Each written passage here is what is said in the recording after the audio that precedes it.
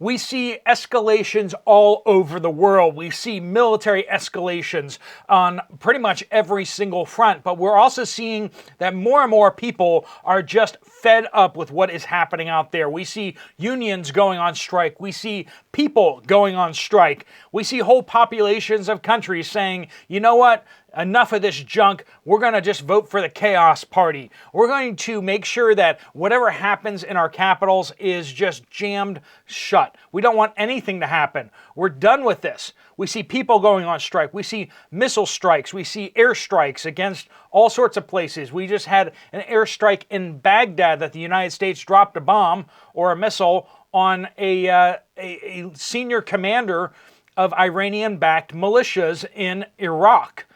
This is escalating all over the place just after an airstrike, of course, that happened in Lebanon. We're waiting to see how Hezbollah is going to respond to Hamas's second in command getting executed inside Beirut in Lebanon. This is escalating all over the place. And people who are like, it's normal, things are calm, things are okay, are not seeing how the world around them is burning. We're going to just give you a tour de force of what's going on around the world, strike-wise, what unions, what things are being shut down across the board, as well as some of the military tensions that are escalating in different places. Consider this a super fast whirlwind tour. Welcome to the Poplar Report. Let's jump right into it. All right, so 10,000 farmers marched in Berlin just the other day, and we're expecting to see much larger strikes and protests across Germany. This is a big thing about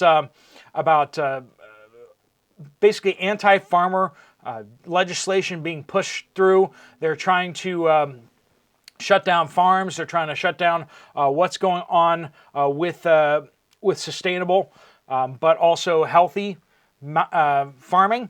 They want more green energy policies, which are actually, in a way, actually undercutting what farmers are doing. They're trying to convert fields into windmill farms. They're trying to convert fields into solar power plants. They're trying to convert fields back into forests, which the farmers are just getting pushed around one after the next. And we're also seeing this in other places too. We're seeing the farmers in France are fed up. We're seeing the farmers in the Netherlands are fed up. We're seeing protests all over Europe who are pushing back on these green policies. You'd think farmers would be for green policies, but you realize that these really aren't pro-environment policies. They're really just pro-lining politicians' pockets kind of policies. All right, so this, I mentioned the airstrike in Baghdad that killed Moshtaq Talib al-Sadi. He was a senior commander of a militia group based out of Iraq. A lot of the Shiite peoples in Iraq are formed into militias. These things have gained some sort of tacit agreement from the government. The prime minister of Iraq is now Shiite. The majority of the population of Iraq is not Shiite. They're Sunni. And Sunni and Shiites don't get along, right? So the Shiites, who are a minority, have been arming themselves up, and they've been using the courts. Iran has been a secret hand involved in the Iraqi politics to basically get the Iraqi Shiites to arm themselves up so they could basically take on the government itself. Imagine a militia that is as powerful as the government's army. And that's kind of what the situation have in Iraq, where the Shiites are basically taking over the country one step at a time, and everyone in the world is just kind of watching it happen. And this is why Iran's able to ship missiles and all sorts of munitions across Iraq. It's because these militias are so powerful, the government can't stand up to them. So we have Iraq completely destabilized. We have junior doctors within the UK have gone on a peaceful strike, a 6-day strike where they're not going to work. They're not going to operate on people. They're not going to show up at work and do doctor stuff. 6 days of thousands upon thousands upon thousands of doctors across the UK not showing up for work. It's going to devastate the healthcare system. Of course, they have nationalized healthcare. They have the NIH. Basically, they have socialized medicine there. You get free health care, but you may have to book your appointments for your doctor 2 months in advance. That's the last I heard of it. It's been bad for years and years, but it's just getting worse and worse. And finally, doctors are just kind of done with it. They're done working for such low wages. Especially the people that get hit the hardest are the junior doctors. So basically you need to go and on this massive, long, extended internship where you get paid peanuts as a doctor in the hopes that you stick around long enough that you finally get promoted into the doctor positions where you get paid enough. And there's this, people are just done with that. Why would you spend that many years going through med school and expose yourself to lawsuits and expose yourself to the long working hours and all the difficulties involved with being a doctor for working for where you can't even pay for your loans? It's an absolute mess, and junior doctors are not having it. Speaking of peaceful strikes, the Eiffel Tower in France is shut down, as well as many other monuments all across the country, because basically the workers that operate these monuments are not getting paid enough. They're shutting down all the monuments because they don't agree with what's going on. We have the London Underground, or the London subway, that's about to shut down because of safety issues, as well as how much they're being paid. They're done with things. And it's not just the UK.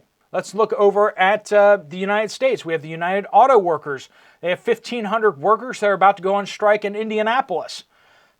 This is the Allison transmission. So even though we got the main auto manufacturers back set up, they've come to agreements with the unions over there. We have other unions and other businesses all over the United States that are having major strikes coming up. And there's a feeling that workers are not being paid enough across the place, right? As inflation goes up rapidly, the purchasing power of your wages just is not keeping up with the price increases out there. Wages are staying stagnant while prices are going up across the board. And that isn't fair. That is not fair. And that's not the way it should be. And people are demanding higher wages. Now, we've seen some of those wages start to kind of come up, especially on the low end of things. Fast food restaurants that want to keep their places staffed are having to bid more and more money in order to fill the roles at their stores. That's just capitalism at work. But the thing is that in a lot of places, people are operating under contracts that were negotiated years and years ago that were assuming not to have massive rampant inflation. So when these contracts are expiring, they're trying to not only catch up to where they need to be, but they're also trying to anticipate what inflation will be like in coming years. And so a lot of these companies are balking at these high labor demands, and yet that's what is being required. The attack on Iran. They had a memorial, I guess you'd call it a memorial service for Soleimani, the guy that Trump offed in Iraq. Basically, this guy was one of the heads of the Iranian Revolutionary Guards, which is the military kind of quasi, presidential guard kind of thing. Basically, he's a mixture. They're a mixture of CIA / private army.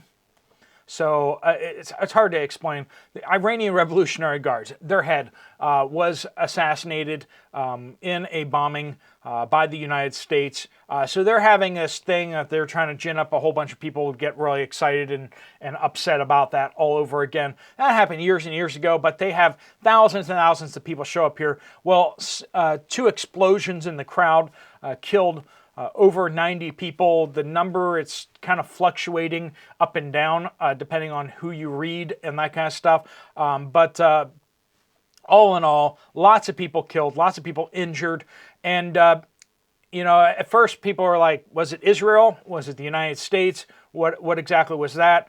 Turns out it was ISIS. ISIS, who are Sunni, decided to attack the Shiites at their remembrance thing. So That's kind of awkward for Iran because they're being attacked by other Muslims, other very adamant and very,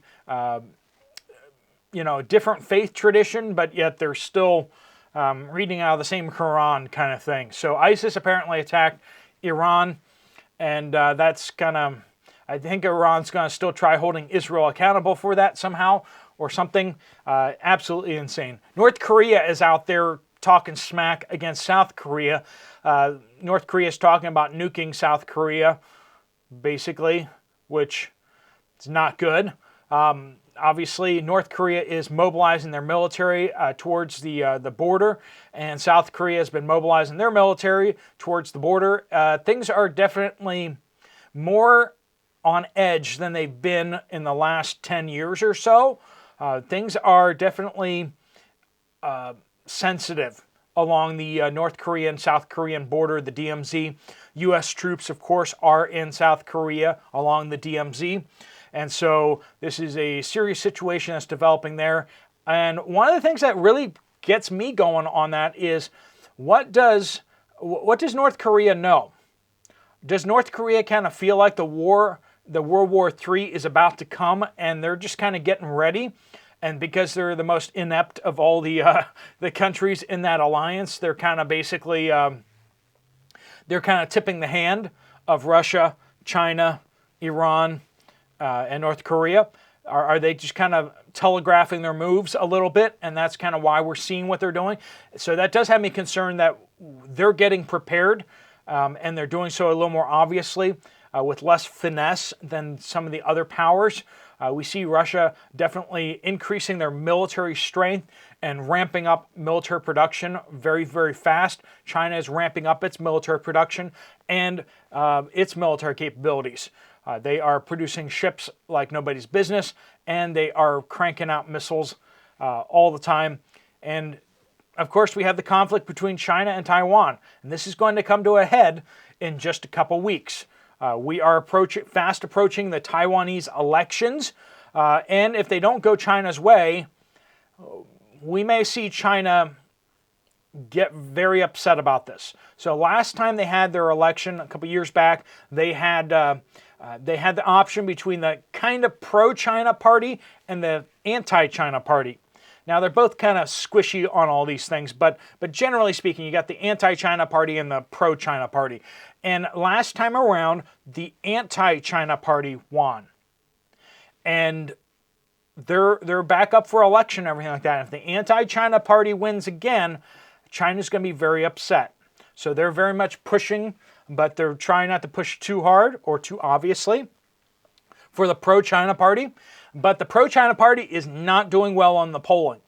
The anti-China party is winning pretty handily right now in the polling. So it looks like that's who's going to win, and that looks like it's going to make China very unhappy. I've suggested that after this election, if it doesn't go their way, which it doesn't look like it is, they may move to have major exercises around Taiwan, and they may move into essentially creating a blockade similar to what the Houthis are doing. If they can just make some ships get hit or threaten to sink some ships, people are not going to want to take their ships through the Taiwanese Strait. They're going to have to go all the way around, and they're also going to want to stay away from that area. They're not going to want to deliver stuff to Taiwan. They're not going to want to take cargo off of Taiwan. And that will be an effective blockade of the place. Whether they drop sea mines in or whether they just use submarines and just start threatening ships, I don't know. But we definitely see this potential for a major escalation there. If they do not have tankers of oil coming into Taiwan, Taiwan will run out of oil relatively quickly, which means power will be lost. They won't have vehicles operating. They won't be able to fly in and out very easily. So lots and lots of problems out there if Taiwan were to come under blockade. The United States would feel the need to try to do something, but would we be able to really crack the blockade? That's up in the air. Pakistan is out there trying to buy Chinese stealth fighter jets, which India is not liking that. India is very concerned about this. Stealth fighter jets that could evade Indian radar would be very, very concerning to them. Nobody really knows the capabilities of the Chinese stealth fighters. Are they as stealthy as they're suggesting they are? Because if they are, then India would be kind of defenseless against these fighter jets coming in and knocking apart the Indian air defense systems. And so they are very concerned about this. India is going into an election season coming up here, and that's a big deal there too. So we got lots and lots of things happening all around the world, and it is impacting everyone. It's impacting shipping, it's impacting prices. This is just putting more upward pressure on prices across the board. Expect prices to continue going up for the foreseeable future. We're going to be seeing oil and gas prices coming up significantly. They're already kind of eking up just a little bit, but that will probably accelerate in the near term. All right, friends, I just want to give you some warnings about what's going on out there. A lot of discontent across the West, and there's a lot of conflicts brewing right now that a lot of people aren't talking about just yet. All right, friends, if you want to check out another video for this channel, there's one right up here. I'll see you over there, or I'll see you guys later. Steve Poplar of the Poplar Report, out.